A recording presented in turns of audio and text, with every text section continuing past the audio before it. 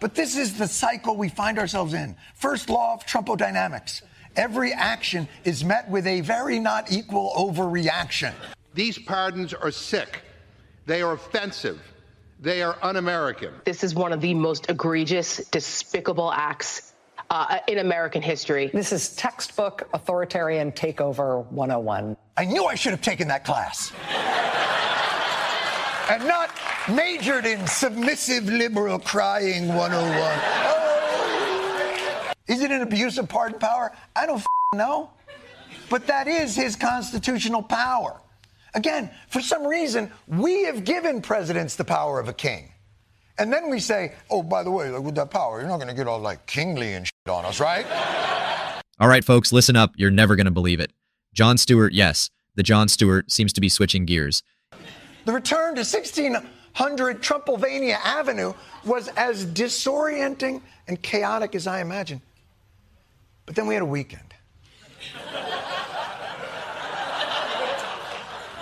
Serenity now. And we can finally catch our breath, begin to move forward with intentionality. Namaste. Friday night massacre. Late Friday night purge. A chilling purge. The purge. Ah! Trump has ushered in the purge! I, for one, will take full advantage. Although, just in case I'm misinterpreting, what is this purge about exactly? In a shocking twist, he's calling out the Democrats and mainstream media, accusing them of hypocrisy and fear-mongering over Donald Trump. Stewart, who you'd think would be on the attack, is actually defending Trump's use of executive power, pointing fingers at Democrats for overreacting. He's thrown us all into a spin, right? Like, who would have guessed that one? Now, I know these political twists and turns can get you fired up, and if you want to keep up with all the drama and never miss a beat, make sure to hit that subscribe button. It makes my day and helps me chase my goal of hitting 1,000 subscribers by the end of February. Let's keep going together. So let's dig deeper into what Jon Stewart's talking about when it comes to Trump and his presidency. You know, there's been quite a buzz about those inspectors general that Trump fired. To be honest, it was like a massive house cleaning. We're talking about like at least 17 inspectors general just being let go. Breaking news, the mass firing of government agency watchdogs. Trump fired at least 17 inspectors general. No! He got rid of 17 inspectors general.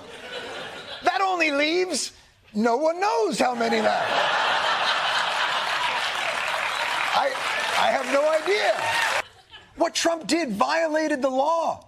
He can't just fire these people. Title V, Section 403 of the U.S. Code, federal law, an inspector general may be removed by the president. What? So what's the purge? What's the Why do I have an axe? There is a specific law that requires notice, 30 days, and a statement of reasons, substantive and detailed rationale. What? I'm sorry, what? Oh, apparently you can fire them, but you have to give them 30 days notice. Oh, so that's what we're upset about? No! You can do it, but not in that font! That's Hitler's font!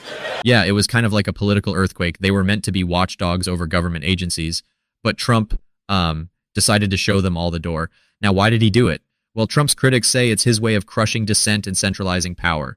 You see, inspectors general are supposed to be these independent watchdogs. They're meant to root out waste, fraud, and abuse in federal agencies.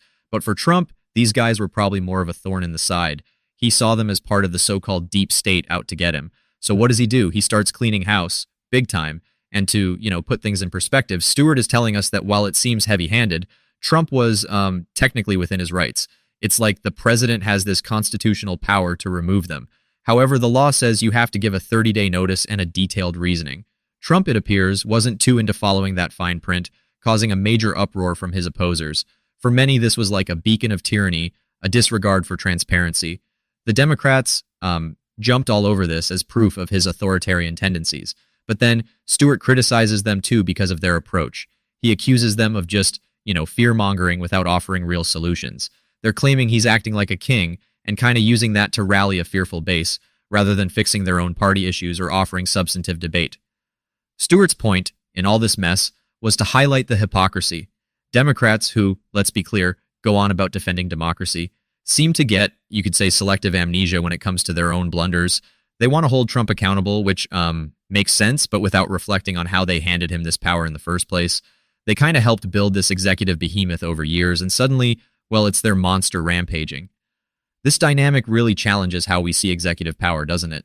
Stewart seems to suggest that it's almost absurd for people to panic now about something they've let grow unchecked. He's got a point, doesn't he? This back and forth about who's right and who's wrong in these situations really puts American democracy under a magnifying glass. The vital takeaway here, though, is about accountability. And, maybe it's less than comforting to hear it, but Stewart puts it out there that this democracy, well, it's working as intended, flaws and all. The rules have allowed Trump to do what he did within, you could say, the letter of the law. It's the same letter that's been around a long time.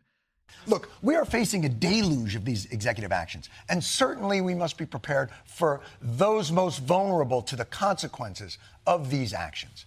But this is all fascist argument has become almost a reflex for the left. Donald Trump promised to be a dictator on day one, and he's carried that forward through the entire week. 5 days into this administration, the abuse is already rampant. On a fascism scale of 1 to 10, with 10 being peak fascism, how would you rate Trump's first week?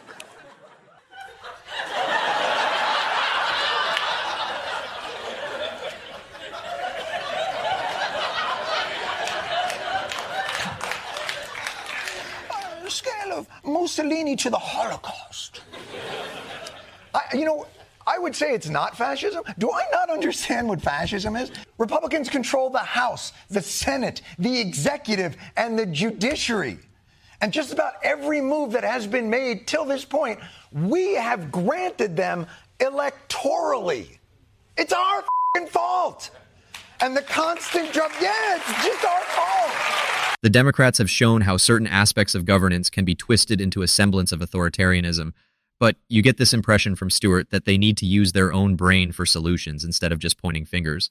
Otherwise, the risk they run is losing credibility entirely and feeding into Trump's narrative of misdirection and incompetence on their part.